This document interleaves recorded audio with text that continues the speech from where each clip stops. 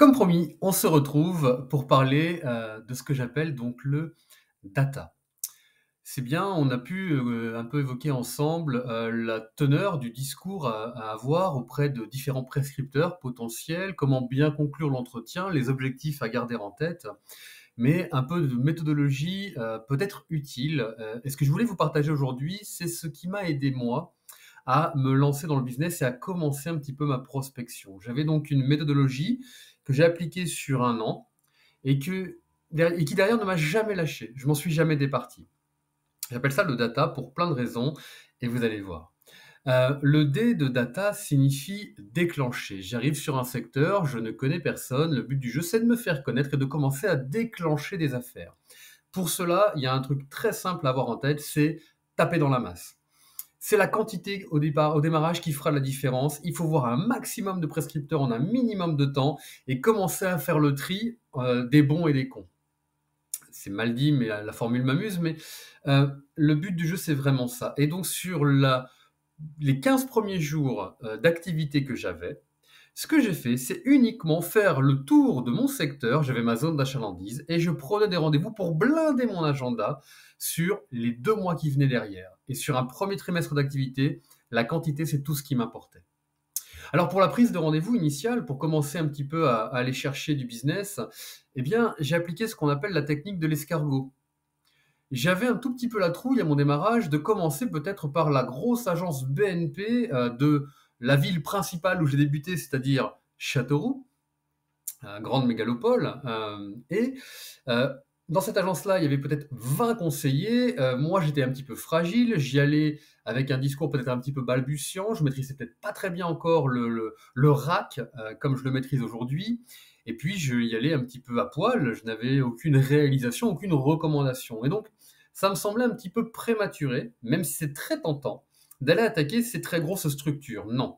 Ce que j'ai plutôt voulu faire, c'était d'aller plutôt me promener dans des petites agglos de 10 000 habitants, où là, il y a peut-être que 3 réseaux bancaires de représentés, pas plus, ou dans une agence, il y a 3, 4 conseillers grand max, des gens par contre qui sont plutôt bienveillants car moins démarchés, donc l'accueil sera bien meilleur, et où je peux éventuellement me planter, les conséquences sont quand même moins graves. Alors j'ai commencé à prendre ma voiture et je suis allé dans des villes comme Argenton-sur-Creuse, Aigurande, Vierzon. Je vous fais voyager, je sais. Et au final, pourquoi j'ai commencé par les réseaux bancaires, c'est que ça m'a poussé à aller loin. Et dans des petits bleds auxquels je n'aurais peut-être pas forcément pensé parce que bah, des agences bancaires, il y en a quand même un petit peu partout, hein, mine de rien. Parce que moi, mon volonté, c'était de rencontrer très vite des banquiers, des assureurs, des gens dans l'amélioration de l'habitat, etc., etc. Eh bien, j'avais commencé à regarder où étaient les banques. Et puis, lorsque j'allais prospecter dans ces villes-là où certains réseaux bancaires étaient représentés, eh bien, j'en profitais entre 2 banques de m'arrêter, voir un agent général, GAN ou AXA, et en repartant de faire un petit coup de frein à main sur la zone d'activité qui était juste en sortir du bled, pour aller voir un petit peu, bah tiens, le vendeur de véranda, par exemple. Par exemple. Alors, mon but était très simple, hein. Sur une journée, je pouvais aller à la rencontre de 20 prescripteurs différents. Parce que j'arrive à l'accueil, bonjour, je me présente, je m'appelle Maxime, voilà ma carte, j'aimerais prendre rendez-vous avec le responsable, s'il vous plaît. Oui, à quel sujet? Eh bien, je suis courtier en rachat de crédit, je pense qu'il y a des synergies dans nos métiers respectifs et j'aimerais pouvoir lui présenter la plus-value que je pense lui apporter. Ok, j'avais d'ailleurs pensé, je sors mon agenda, au jeudi, là, dans 15 jours. Ok, je prenais toujours mes rendez-vous dans 15 jours parce que mon but à moi était de centraliser mes rendez-vous sur une même journée au même endroit. Et donc je sais que bon bah dans la semaine c'est compliqué, la semaine prochaine il y a peut-être des créneaux pas dispo. Si je commence à prospecter pour remplir l'agenda A dans 15 jours, je vais pouvoir compiler tout le monde et pas me faire des diagonales dans tous les sens sur une zone d'achalandise peut-être un petit peu vaste géographiquement. Et mon but était de repartir avec mes rendez-vous. Et sur 20 potentiels rendez-vous que j'essayais d'attraper sur ma journée, je repartais en moyenne avec une quinzaine de rendez-vous obtenus. Donc le taux était très bon. Le taux de transfo était très bon. Je me faisais pas éconduire si facilement. Non, bah laissez-moi votre carte, il vous rappellera. Non, bah vous allez me laisser la sienne et je le rappellerai. Avec ses coordonnées directes, c'est plus efficace. Non, mais je peux pas prendre rendez-vous, vous n'êtes pas client. Bah non. Mais vous avez qu'à rentrer comme quoi je suis un prospect et en commentaire, vous mettez que je suis courtier en réalité. Il y a toujours des façons de faire, même si, attention, faut pas non plus laisser qu'on appelle la police pour vous déloger de là. Hein. Bon, à un moment donné, c'est perdu, c'est perdu. Ok.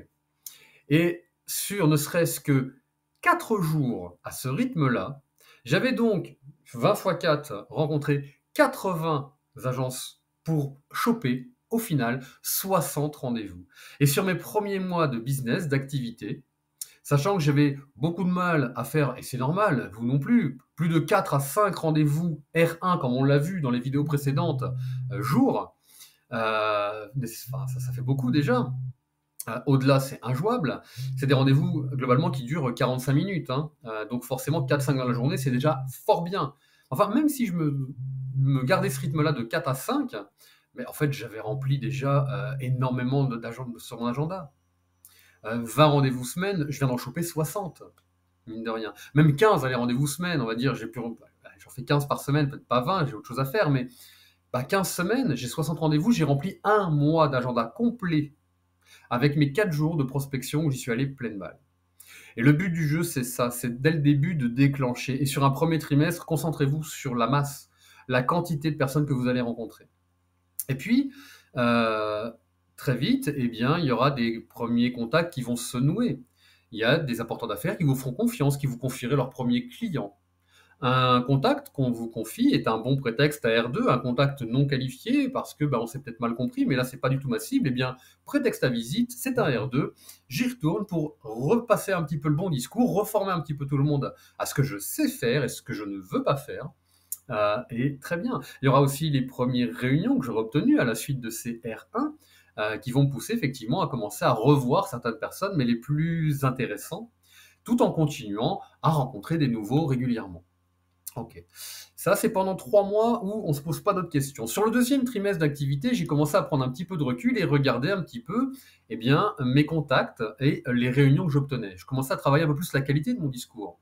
Plus j'obtenais de réunions, plus je savais que mon discours était pertinent. Donc, je me mettais un petit peu des objectifs là-dessus en me disant, Maxime, sur 15 rendez-vous que tu honores peut-être dans la semaine, il me semble que tu peux quand même essayer d'attraper 2-3 réunions minimum. Oui, c'était le cas.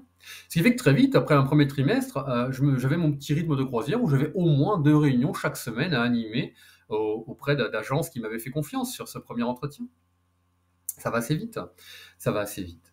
Donc, je me rendais compte également que sur un deuxième trimestre d'activité, j'avais peut-être un poil moins de contacts sur un premier trimestre, mais surtout, ils étaient mieux qualifiés parce que plutôt que de rencontrer que des nouveaux et de faire comprendre qui j'étais, comment je travaillais et ce que je recherchais, je commençais en plus à rencontrer des gens que je formais, que j'avais animés, que j'avais pris le temps de revoir et de revoir potentiellement.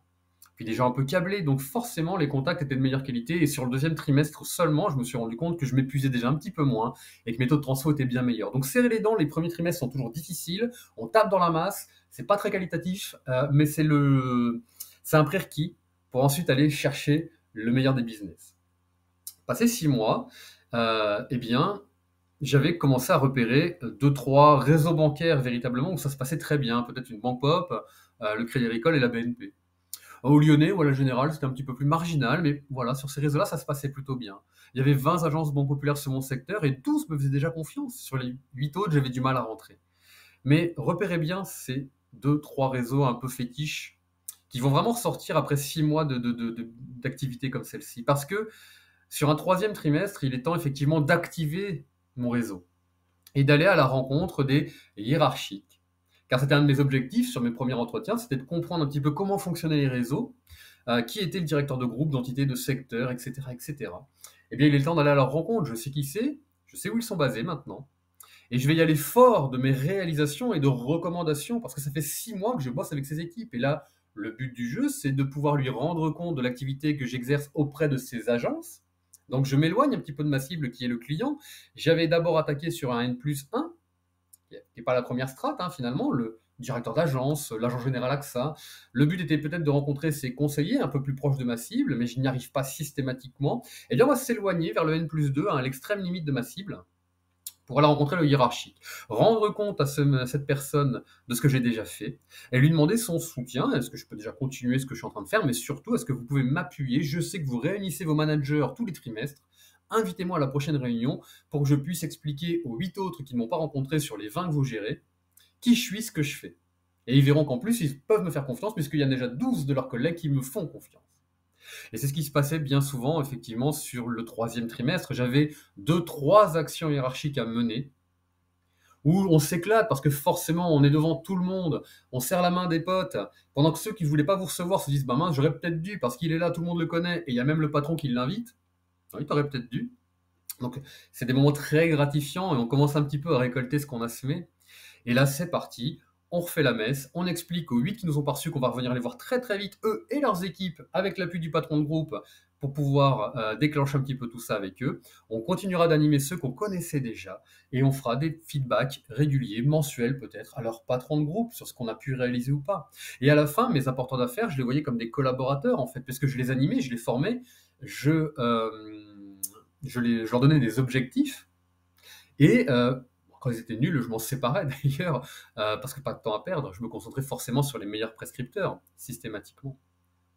Alors, ça me permettait, sur un 4e trimestre, d'arriver sur ce que j'appelle la taylorisation, c'est-à-dire que j'industrialisais mes flux de contact, puisque là, j'avais 2, 3 réseaux véritablement à ma botte, où il n'y avait plus que moi qui pouvais rentrer, et où je systématisais les interventions avec les équipes commerciales sur place. Je connaissais les 160 collaborateurs de la Banque Populaire sur mon petit département, individuellement. Et chacun me connaissait et avait le réflexe quotidien parce qu'ils avaient été formés par mes soins désormais. Il n'y a que comme ça, mais il faut du temps. Effectivement, ça prend du temps. Et tout ça n'est pas valable si on ne sait pas acter ses affaires. Il y a un temps pour tout. Aller trop vite voir un patron de groupe, c'est se cramer les ailes. Mais quand il est temps d'y aller, ne même pas avoir fait l'effort de comprendre un peu le réseau avec qui vous travaillez, qui sont les hiérarchiques, où sont-ils situés, etc. Mince, le temps de rattraper ça, ça sera peut-être un petit peu tard. À l'issue d'une réunion de groupe, lorsque vous aviez à tout le monde, bah maintenant je reviens dans les agences et je redis la messe, surtout à ceux qui m'ont encore pas reçu, eh bien ça a été dit, c'est pas dans 6 mois, sinon c'est passé, on passe à autre chose, c'est oublié. Et pour moi, le data, c'est ça. Et malgré tout, pendant 15 ans de métier sur le terrain à faire du rack, je n'ai jamais cessé ma prospection. Parce que malgré tout cela, je perdais entre 20 et 25% de mes apporteurs d'affaires chaque année. Parce qu'il n'y a rien de plus infidèle qu'un apporteur d'affaires, à part un homme. Mais c'est toujours le dernier qui a parlé qui a raison. Et un dossier qui s'est peut-être mal passé, etc. Peu important. Eh bien, je consacrais 20 à 25% à minima de mon temps à de la prospection à nouveau. Mais je l'organisais. Je distinguais les apporteurs d'affaires qui ne m'envoyaient jamais rien, même pas un contact, ils essayaient pas. Bah, j'y allais 1 fois ou 2 dans l'année pour voir s'il n'y avait pas eu un turnover et que le nouveau serait plus intéressant. Ceux qui m'adressaient des contacts mais pas qualifiés, eh bien je m'intéressais à eux et j'y allais bien plus souvent. J'y allais peut-être au moins tous les trimestres, mais peut-être facile tous les 1 mois, tous les 2 mois, pour les reformer parce que je sentais qu'il y avait quelque chose. Mais ceux qui avaient tout compris, qui m'envoyaient des dossiers financés qualifiés, je ne les lâchais pas. J'avais beau penser que c'était gagné, ça n'est jamais le cas, et j'y allais au moins tous les mois, si ce n'est plus, parce que de toute façon, j'avais toujours des trucs à leur raconter sur le business qu'on avait ensemble au quotidien, les clients que je gérais pour eux, etc., etc. Et un dossier, c'est des feedbacks, hein, très transparents, hein, voilà. Donc, j'ai vu le client, j'ai un accord, j'ai une offre de prêt, le déblocage des fonds, c'est telle date, voilà la trésorerie que j'ai prévue, attention, pensez-y, etc., etc. Donc, il y avait plein de prétextes à visite pour les clients, les apporteurs d'affaires, producteurs les plus efficaces. Les plus efficaces. Donc, dans un agenda un petit peu type d'un pur racker, il y a des temps pour monter ses dossiers, de faire un peu d'administratif, il y a des temps pour faire du rendez-vous client, 2, 3 nouveaux clients peut-être semaine, et il y a toujours le temps pour rencontrer peut-être une dizaine de nouveaux apporteurs d'affaires, animer 2 réunions de service par la même occasion, et se dégager 2 demi-journées pour aller chercher des nouveaux, toujours.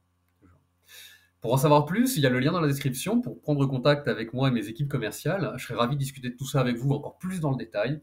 J'ai encore plein de choses à vous raconter. Cette vidéo conclut donc cette playlist qui était vraiment basée sur l'animation des apporteurs d'affaires. J'aurais tellement de choses encore à dire, mais le format fait qu'on reste un petit peu plus concis. Et les prochaines playlists seront véritablement sur la tarification et la vente client, parce que ça y est, c'est bon, on déclenche notre business, on nous fait confiance, maintenant on me confie un contact, qu'est-ce que j'en fais? Eh bien, ce sera l'objet de nos prochaines vidéos. D'ici là, eh bien, prenez soin de vous et à bientôt. Ciao!